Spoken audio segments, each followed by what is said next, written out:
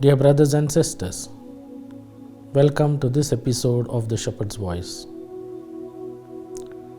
In a small village lived a man named Joseph who ran a little grocery shop. His family was poor and the shop was their only livelihood. Every day Joseph measured rice, weighed vegetables, and sold essential to his neighbors.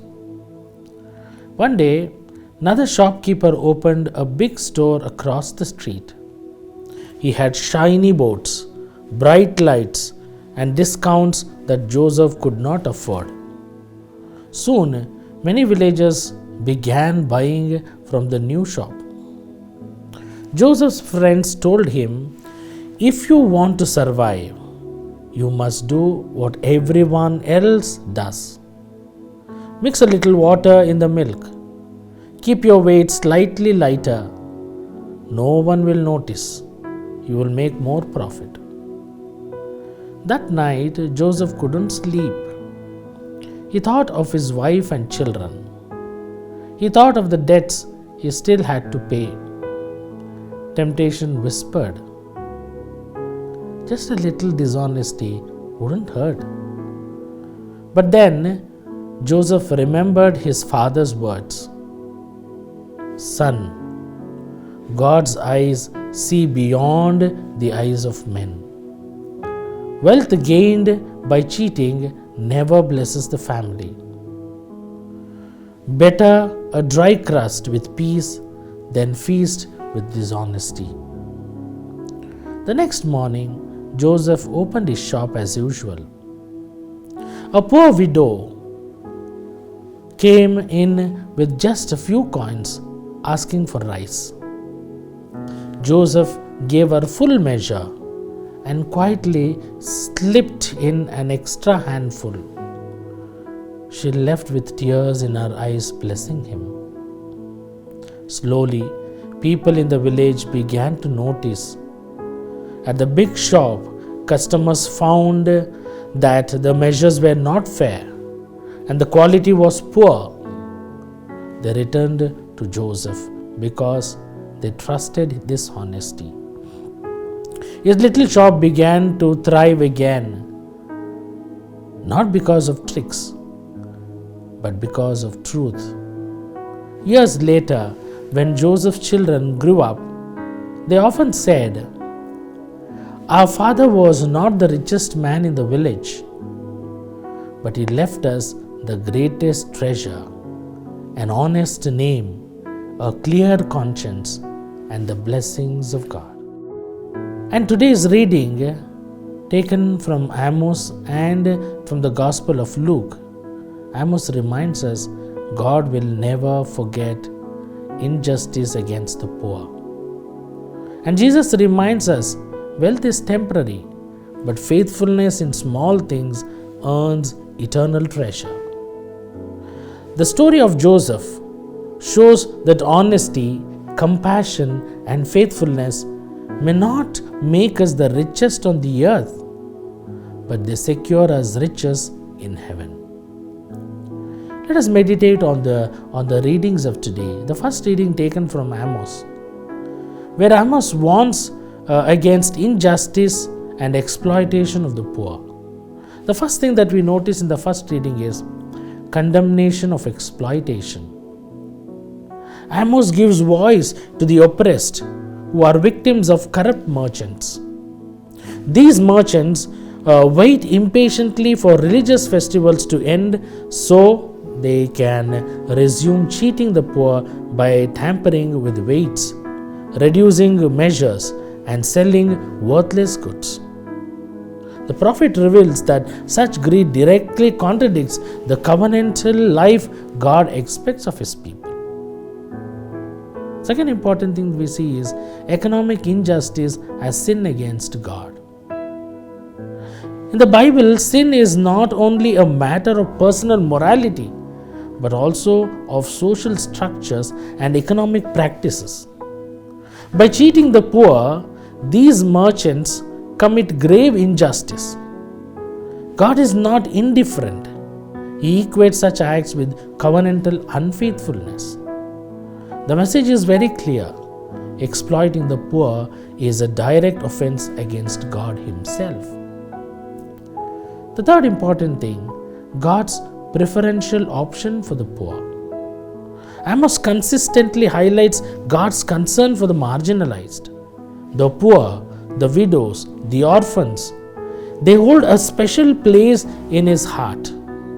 Even when the rich think no one notices their schemes, God listens to the cries of the oppressed and promises justice. This is a strong biblical foundation for the Church's teaching on the preferential option for the poor. The fourth important thing that we see in the first reading is judgment against greed. The Lord swears by the pride of Jacob that He will never forget these deeds. This indicates that divine justice is certain. Ill-gotten wealth brings not security, but God's judgment. Greed blinds people to God and destroys community life. Amos warns that corruption and selfishness will ultimately collapse in a society. The final thing, call to righteous living. For us today, Amos calls us to examine our personal and social dealings. Do we prioritize profit over people? Do we close our eyes to injustice in business, politics, or daily life? The true worship of God demands justice, honesty, and solidarity with the poor. To ignore this is to risk God's judgment.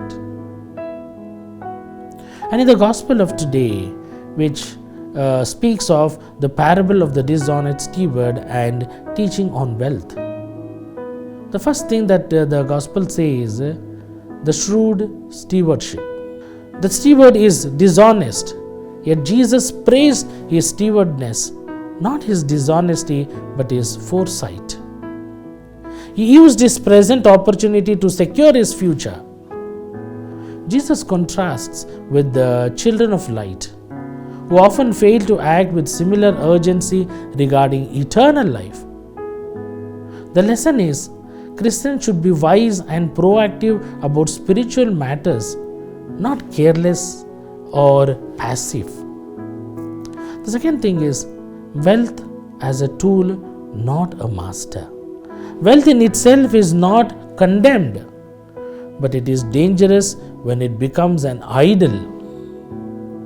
Jesus calls it dishonest wealth because earthly riches are fleeting and easily corrupt. The proper use of wealth is to serve others, especially the needy, and to build relationship that reflects God's kingdom. When used rightly, money can become a means of grace. The third important thing is faithfulness in small things. Jesus teaches that trustworthiness in little matters like handling money prepares us for responsibility in greater spiritual matters. If we are careless or dishonest in everyday dealings, how can God entrust us with the true riches of His kingdom? Fidelity in small daily responsibility forms the foundation of holiness.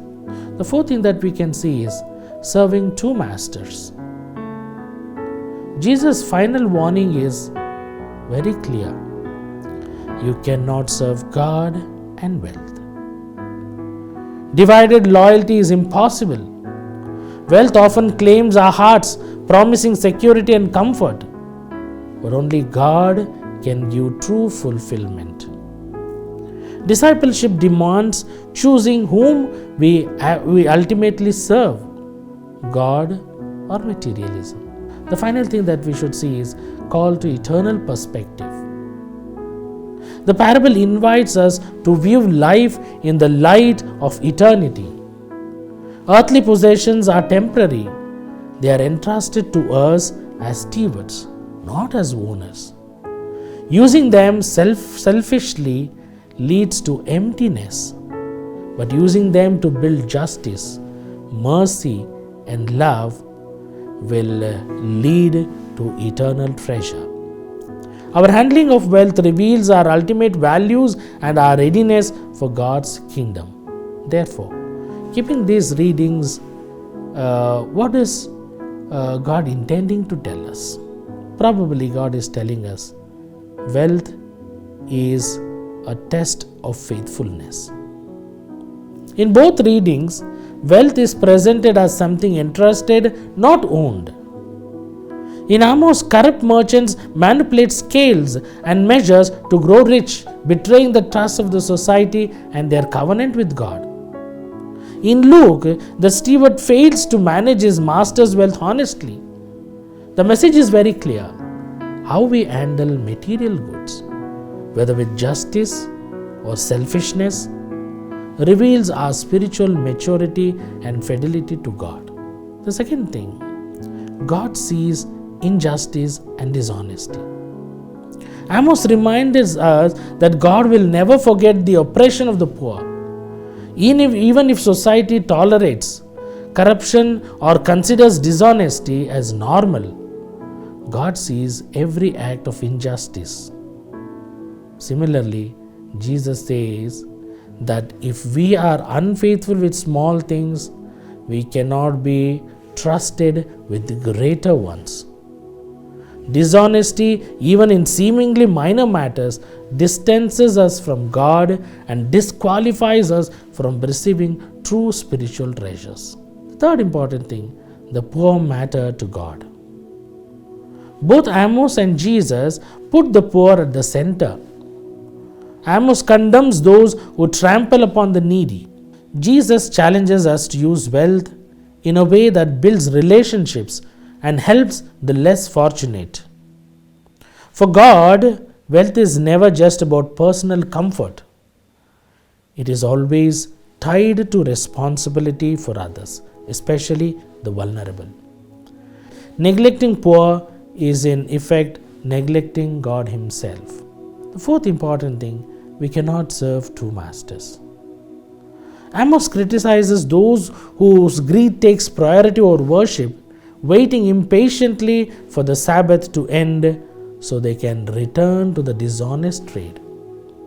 Jesus makes it explicit, you cannot serve both God and wealth. Divided hearts cannot truly belong to God. If money dictates our choices more than God does, then wealth has become our master, not an idol. No, come down.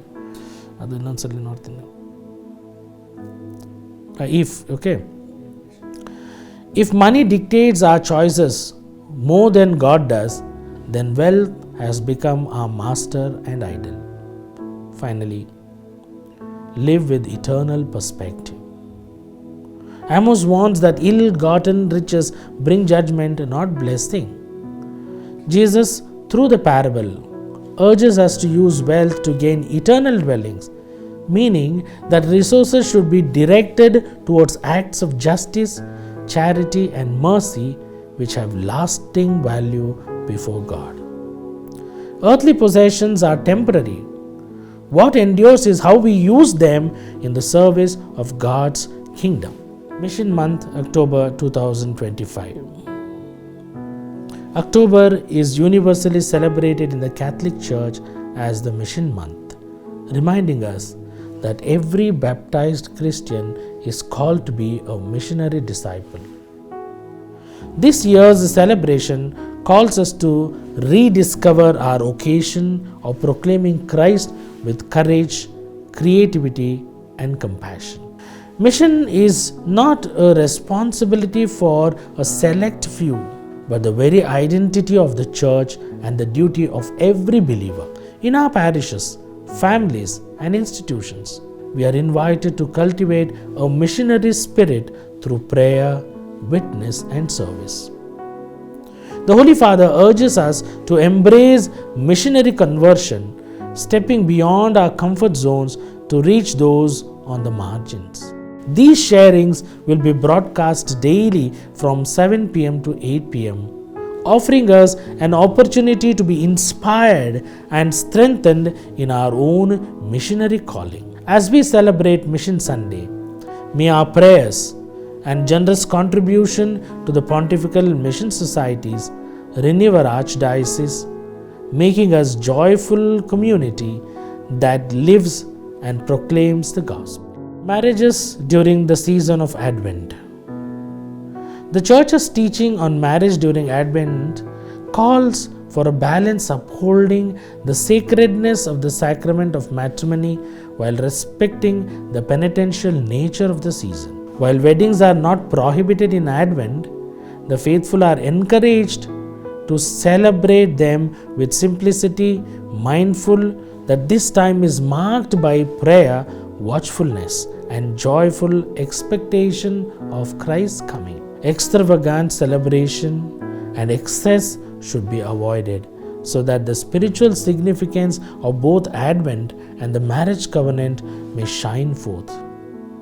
Therefore, in the Archdiocese of Bangalore, if a marriage during Advent is truly unavoidable, it is to be celebrated on a modest scale without pomp and grandeur. Furthermore, permission for such weddings is to be granted only on a case-by-case basis, ensuring that the reason is genuine and serious and not taken as a general practice. Saint of the Week, Saint Padre Pio. On September 23rd, the Church commemorates Saint Pio of Pietrelcina, lovingly known as Padre Pio. He was a Capuchin friar, priest and mystic who bore the stigmata of Christ for over 50 years. Padre Pio was renowned for his holiness, humility, and deep devotion to the Eucharist and the sacrament of reconciliation.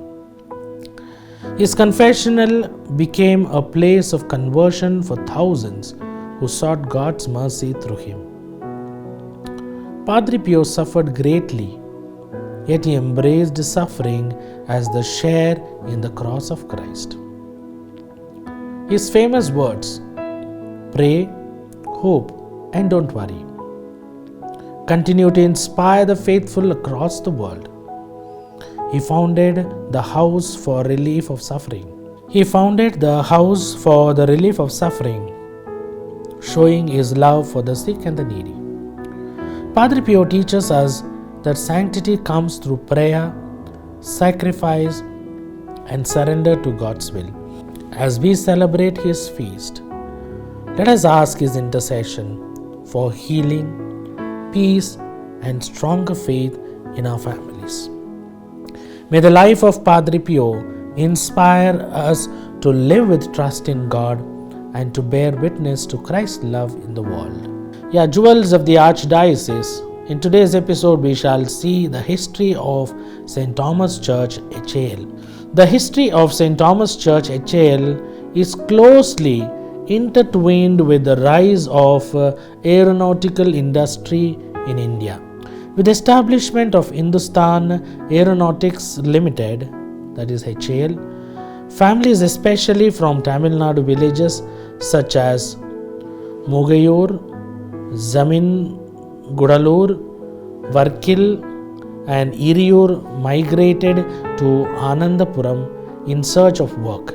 Many of them were Christians who initially went to Arokia Mother Church, Shivajinagar for Sunday Mass. Over time, the faithful began to gather locally for the Eucharist, often in simple makeshift tents where priests from Shivajinagar would arrive on horseback to celebrate Mass. The first such celebration at Anandapuram took place on 1st May 1939, and from that moment, the annual feast of St. Anthony has been observed with devotion for about 8 decades. What began as humble gatherings in open spaces gradually grew into a spiritual home for the faithful. A small hut with thatched roof became the earliest chapel, which was then enlarged and beautified as the year passed. The people's faith and sacrifices were the true foundation stones. Each renovation was not just an expansion of walls and roofs, but a testimony to their unity, perseverance, and love for God. Eventually, the modest prayer shed blossomed into a full-built church structure that could accommodate the growing number of the faithful, a visible sign of grace accompanying their struggles and their hopes.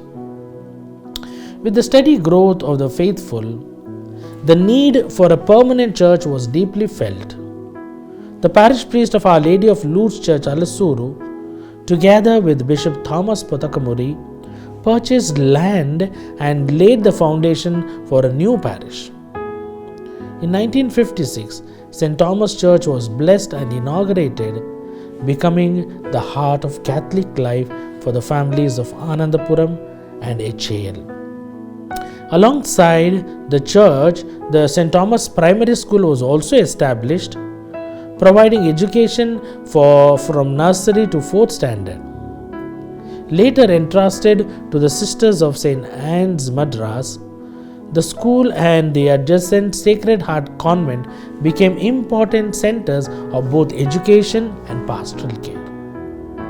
The sisters actively supported parish activities, while the colony around the church, where many Kerala Catholic families settled, was affectionately named as St. Thomas Mount, today known as Timmareddy Colony. Over the decades, dedicated priests shepherded the church with vision and care. Each parish priest left a unique imprint, strengthening parish association, developing youth and choirs, supporting the poor, and undertaking much needed construction works. Chapels were renovated, grottos were built, roads and wells were laid, and opportunities were created for the faithful to grow in both spiritual and social life. St. Thomas Church became a beacon of faith where liturgy, education, and service flourished together. In more recent years, the church has seen significant developments that continue to enrich its life. Priests such as Father Arokia, Father Alexander, and Father Suseraj deepened faith formation, legalized the church land, enhanced liturgical participation through multi-language choirs, and strengthened small Christian communities. Later, Father Rajaratnam added new facilities like the St. Thomas Multipurpose Hall and a beautiful adoration chapel, while improving parish infrastructure for the growing needs of the faithful. These initiatives ensured that the church not only preserved its legacy but also responded dynamically to the demands of the modern and diverse flock. Today, under the pastoral leadership of Reverend Father D. Chinnappa, St. Thomas Church continues to flourish. He has given new vitality to parish life by introducing the novenas to St. Thomas every Monday, which draws large number of devotees. He has emphasized the formation of altar service, revitalized parish associations, and given importance to basic ecclesial communities. With attention to beautifying the cemetery, landscaping the church grounds, and the encouraging lay leadership, he has made the parish vibrant and welcoming. His pastoral spirit, rooted in care for the poor and the needy, ensures that St. Thomas Church remains a living witness to the missionary zeal of its patron saint, and a home where faith continues to grow strong in the heart of the HAL faithful.